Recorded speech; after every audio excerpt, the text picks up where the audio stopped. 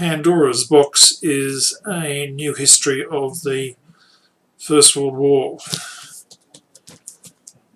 The First World War can objectively be seen as not going that well. Broadly, the war went for around 4 years. There were large numbers of battles where lots of people died and no big advances were made.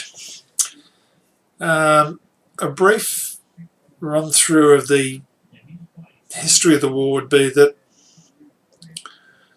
Germany, the Austro-Hungarian Empire and Turkey were allied against the Russian Empire, the French and the British Empire and Serbia.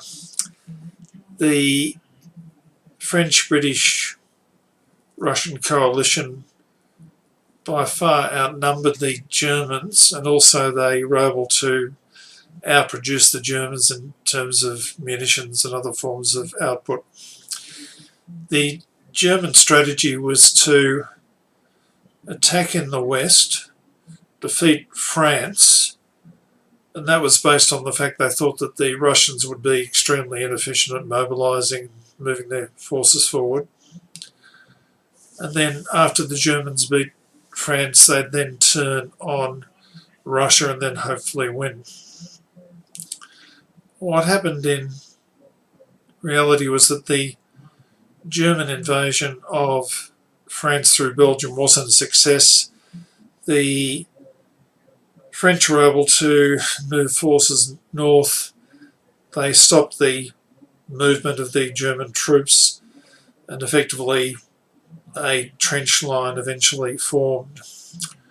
While this was happening, the Russian mobilisation was a lot quicker than the Germans expected, and the Russians not only caused huge casualties to the Austro-Hungarians, they moved 2 armies into East Prussia.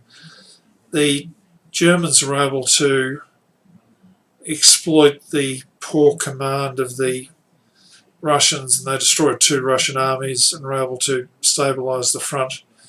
But effectively, they faced the fact that their strategy was a failure.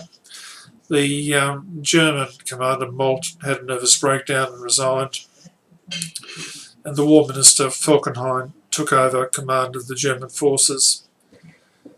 The Austro-Hungarians not only suffered huge casualties against the Russians, but they also tried to attack Serbia and were defeated. Falkenhayn's approach was to try to stabilise the various fronts and then to work out some way of winning. He eventually thought the best way of trying to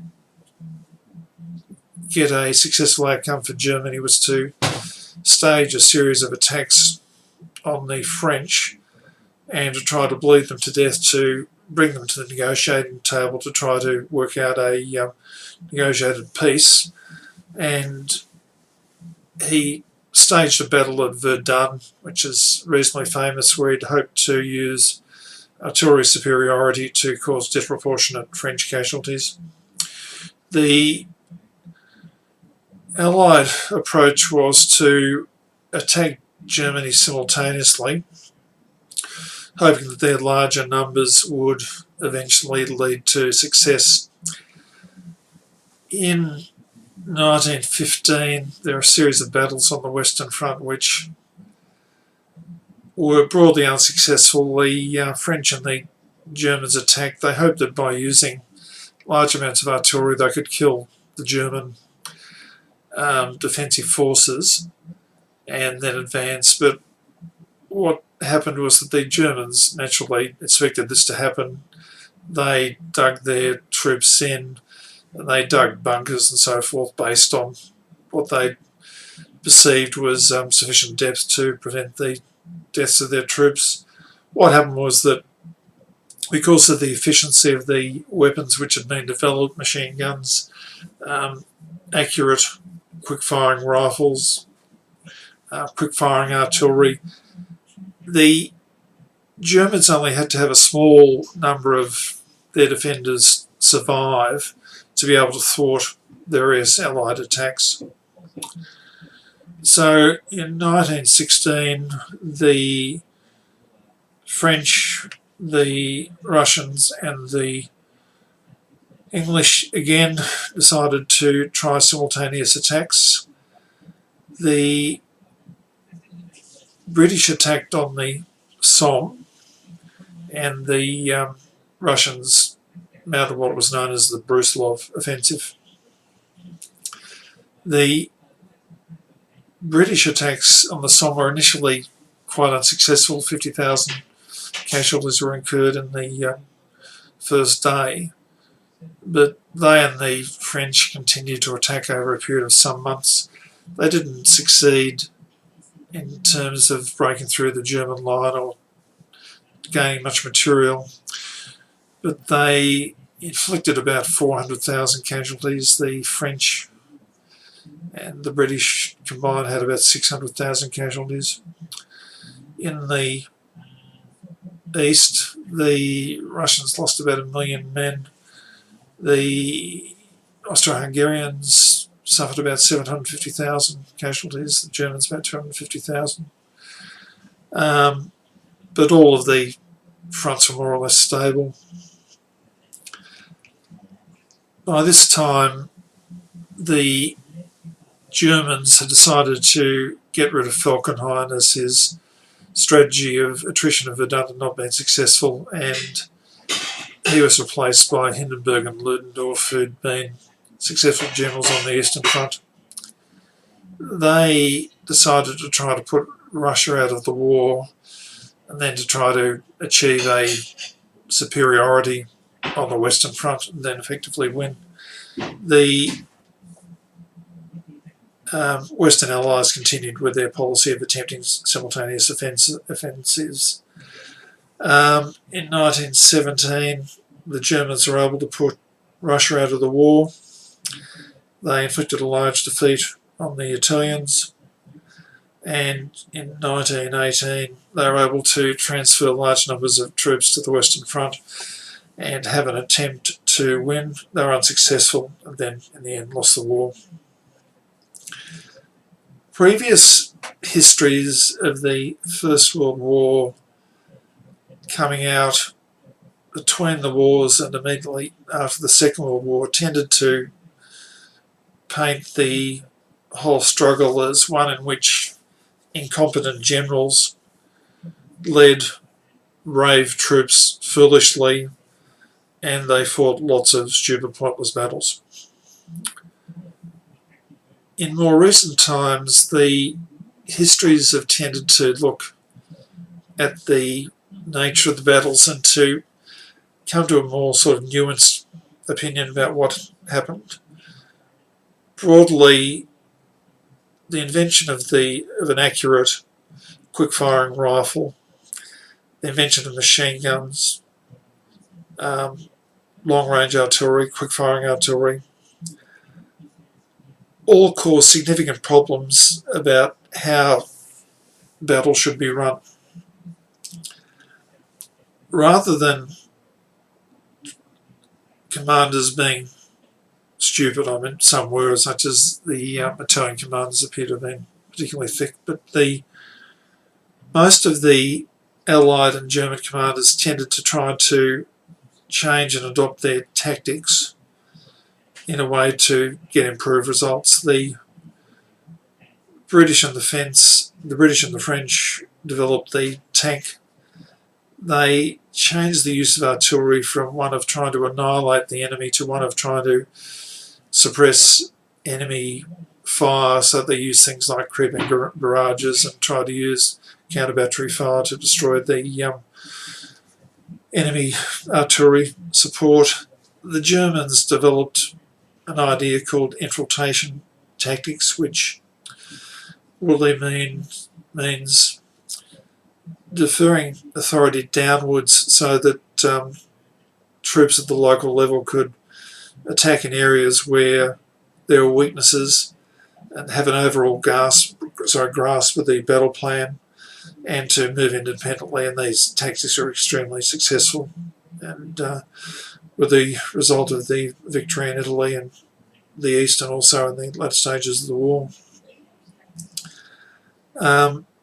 As a result, a lot of more recent histories have tended to look at the way the war was run as people looking at what happened, developing new tactics, responding, and then the other side responding, so that as the Allies developed tactics such as creeping barrages, use of tanks and other sorts of things, the Germans in turn developed ideas of elastic defence, where they try to not have all their troops in the front line, use mechanisation such as machine gun posts, which are heavily defended, and then try to cause attrition on the attacking forces and then to counter-attack later. The artillery tactics also varied immensely for both sides. So that more recent histories have tended to concentrate on these sorts of things. So what does Pandora's Box by Leonhard say? What's the talk about? The book doesn't so much look at the structure of individual battles or give a run through of what happened, or to do an in-depth outline of tactics. It's more something which looks at the structure of the conflict and the effect that it had on the societies. So that one of the key things about the First World War was that immediately after, it saw a collapse of most of the regimes involved, so that there was a revolution in Germany. An old imperial anti-democratic government was replaced by a democratic government, which lasted for a while. The Austro-Hungarian Empire saw the collapse of its monarchy and then the atomisation of the empire into separate countries such as Czechoslovakia, Hungary and Austria. The Russian Empire collapsed and was replaced by the Soviet communist regime. Poland was established as a nation. The old Turkish Empire collapsed, but it re-established itself as a new secular country in Anatolia. And what this book does is effectively to try to look at the effect of the war and the dynamics on the societies, so that the key thing is that firstly, lots of people were dying and the deaths were occurring all over places in Europe, so that in a place like Russia, most villages would have people who went to the front and died and never came back. It occurred in other places. It was part of a process of delegitimising the various regimes. In Russia, the effect of the war was to cut them off from the rest of their allies, so that the Russians had to develop their own munitions industry. They had to transfer people to the cities to do that. They had to do so using fairly restricted rolling stock, so that apart from the regime having lots of people dying, they also had problems simply on their existing infrastructure, feeding people in the cities, moving bread around, those sorts of things. So what the book does is to look at a link between the collapse and legitimacy of the various regimes, and see a link between the way the war was won, the strains it puts on the various societies and that sort of thing. Germany came close to winning the war, but effectively again it had huge casualties, and towards the end of the war it had significant social problems. Its agricultural production dropped by 30%, its industrial production dropped by 30%. There were severe shortages of food, which led to sickness amongst young people, old people, and again a general delegitimisation of the existing government. So the main thrust of the book, rather than to look at the, I suppose, individual battles, is to see the link between the nature of the war and the sort of epic changes to society, which led to effectively the collapse of imperial rule in Europe, and the beginning of the break-up into sort of Europe as it developed through the rest of the century. As a book, it's obviously an interesting and important work, but probably some might find it not so much difficult, but a lot of people who sort of buy war books looking to sort of blow descriptions of who won which battle, doing what, and that sort of stuff. It's not so much that sort of book, but it is a interesting book which charts the end of a era.